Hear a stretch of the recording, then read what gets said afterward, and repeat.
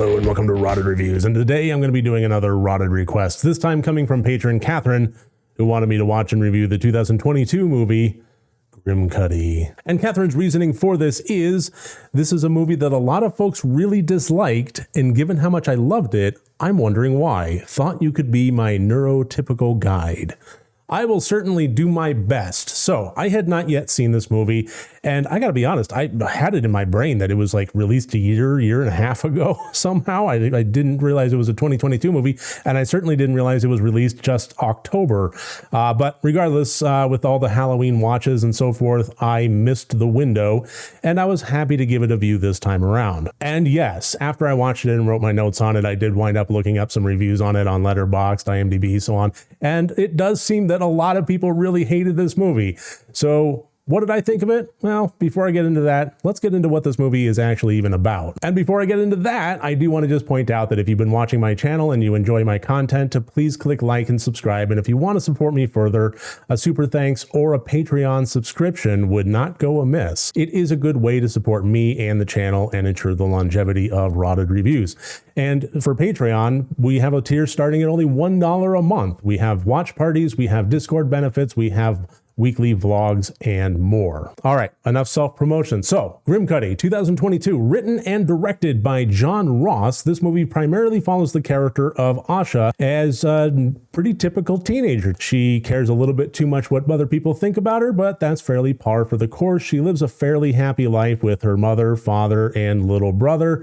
She's trying to start her own kind of influencer thing with some ASMR videos and so forth. And things start to take a little bit of a turn when an internet challenge phenomenon rumor starts spreading around the school and the neighborhood of Grimcutty. Something to do with a nebulous picture or video or something of this Grimcutty monster. People only seem to have a singular photo of him, that when you see it or experience this challenge, it causes the viewer to engage in self-harm or harm of others, causing a neighborhood panic and parents talking with their kids. Let's have a conversation about Grimcutty, and engaging in proactive measures of electronic curfews, locking phones away, so on and so forth. So this seems to be largely inspired by the Momo challenge that happened in actuality. Or sort of in actuality. It was an internet challenge rumor that was kind of spread around and hit a worldwide phenomenon status. Law enforcement was talking with school districts, parents were talking with their kids. It was all over the news on worldwide news channels. And thing of it is, didn't actually exist. This singular picture of an odd-looking woman was in actuality a sculpture from a Japanese artist, and no law enforcement agency has ever been able to actually attribute any harm as a result of this Momo challenge. The challenge itself was nebulous. Nobody even really knew what the challenge was. All there was this disturbing picture and rumors surrounding it. But nevertheless, that's where Grimcutty shines the most, is not dealing necessarily with the monster itself, but with the fervor and response to it, causing its own level of terror. So, did I love Grimcutty or did I hate it? Well, as is typical, neither. I'm kind of really in the middle. I liked it. I thought it was a fairly above par movie, but I didn't love it, and I was a little bit confused about some of the messaging it was trying to deliver.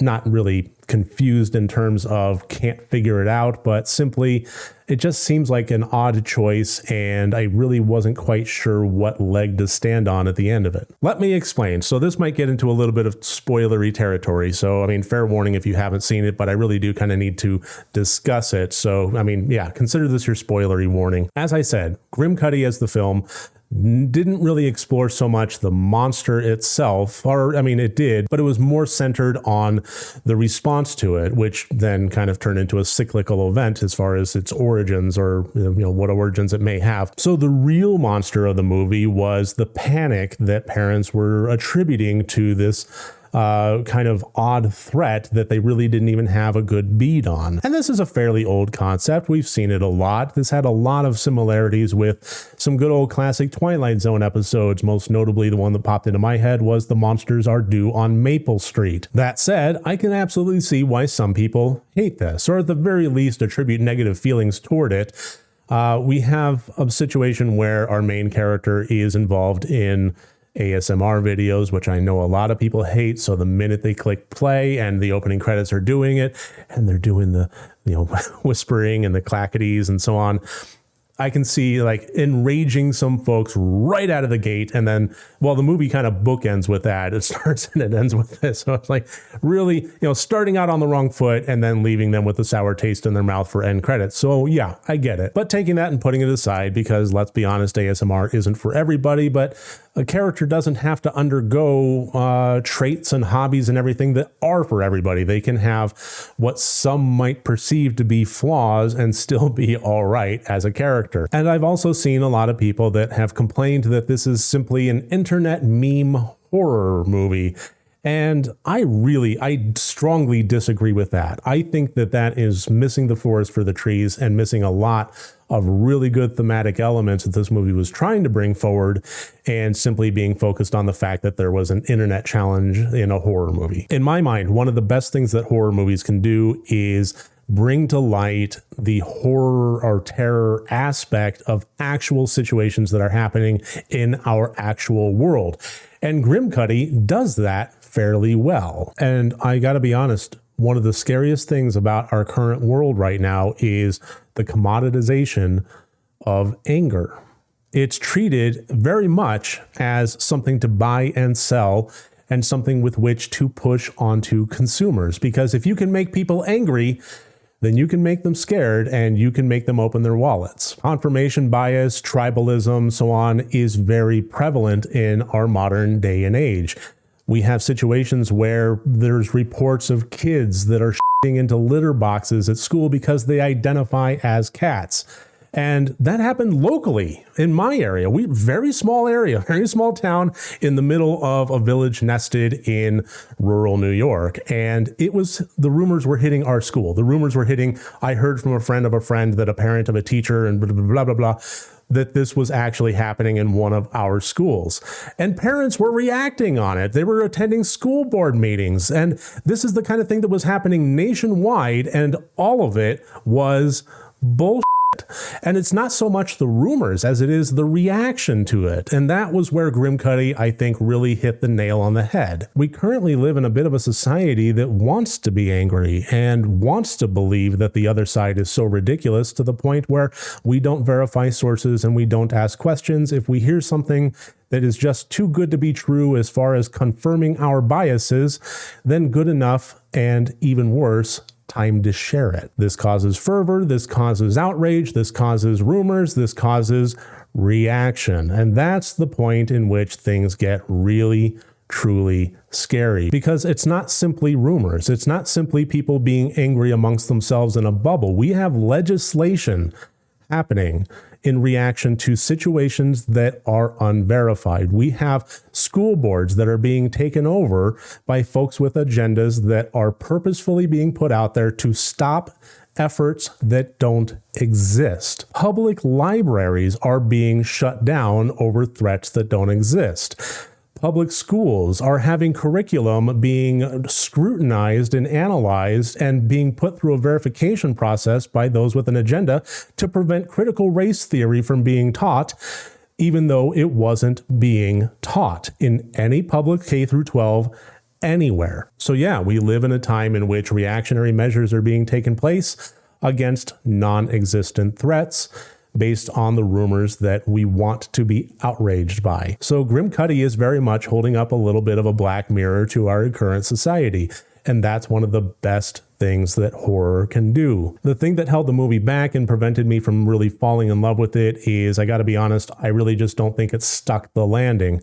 Because if we're going to be talking about the situations and the way to de-escalate them, I don't think that Grimcutty really addressed that fairly well. It kind of seemed like the message that it was delivering was that the best way to fight Grimcutty was to simply calm down, put ourselves to sleep, stop worrying.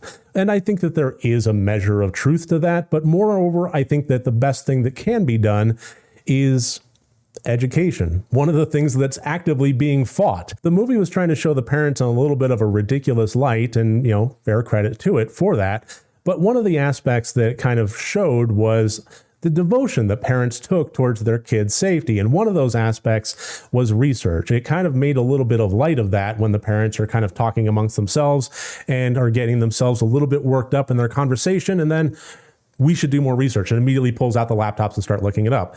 But research itself is not necessarily the answer. Qualified critical research and critical thinking and verifying sources, and if information cannot be verified or found, to not simply fill in the blanks with opinion or conjecture. That's a critical element. So it's not necessarily learning, it's learning to learn. And that's so important. Because with the only message of Grimcutty being the way to fix things is to simply calm down and to not worry, I'm sorry, but that's really just not much of an option. As anybody that is a caregiver and looking out for the well-being of another life, try not worrying. It just doesn't happen, and it shouldn't happen. Parents are going to worry about their kids. The question is, should they be responding in an actionable manner based on just worry alone? Or should they be verifying their sources, making sure that threats are real, and having two-sided conversations with their kids about things, both give and take? At the end of the day, nothing is going to prevent parents from worrying about their kids, but there also is a measure of trust involved. And that was the other aspect of Grimcutty that kind of rubbed me a little bit the wrong way, is the way that the monster is presented, both to Asha and to her parents. There wasn't a whole lot of unreasonable reactions until we started to get into the last third of the movie, because I'm sorry, but internet challenge aside, throwing Grimcutty off to the side, if I saw my kid hurting herself actively with a knife, it's not an unreasonable reaction to be worried. So the fact that it was presenting that way and only dropped the curtain and showed her, elevated in the air towards the last part of the movie, in which, okay, fine, now we have new evidence. But all the evidence prior to that was visually verifying those fears, which doesn't necessarily excuse all the actionable elements that the parents had, but the fact that they were worried was justifiable. I think that's one of the inherent dangers of having a conflict in your film based on the nature of parents not believing their kids, is it does have to kind of shine a light on the fact that the parents are not necessarily unreasonable in their worry of what they're perceiving, or at the very least make it so that they are being unreasonable based on what they've seen, so that their reactions and so on in that conflict are coming from a source of ridiculousness. So overall, I think that Grimcutty did a good job of holding up a mirror to society and showing some of the uglier sides of ourselves in a method of filmmaking that was visually compelling, storyline interesting, and character driven. So hats off to it for that. I enjoyed it, but some of the messaging did get a little bit muddled, and some of the final conclusions were a little bit myopic and messy.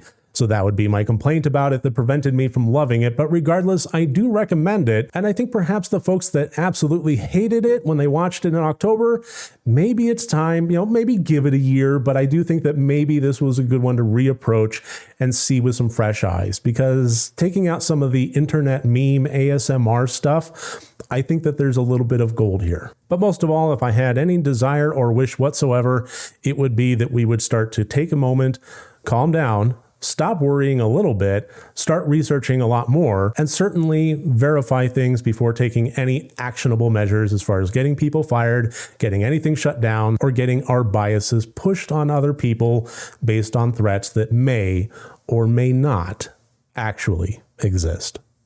So that's my review of Grimcutty and of Society. So thank you very much. Really appreciate you joining me here, and I look forward to seeing you on my next review. Remember, next time you want to watch a horror movie, first make sure that it's good and rotted.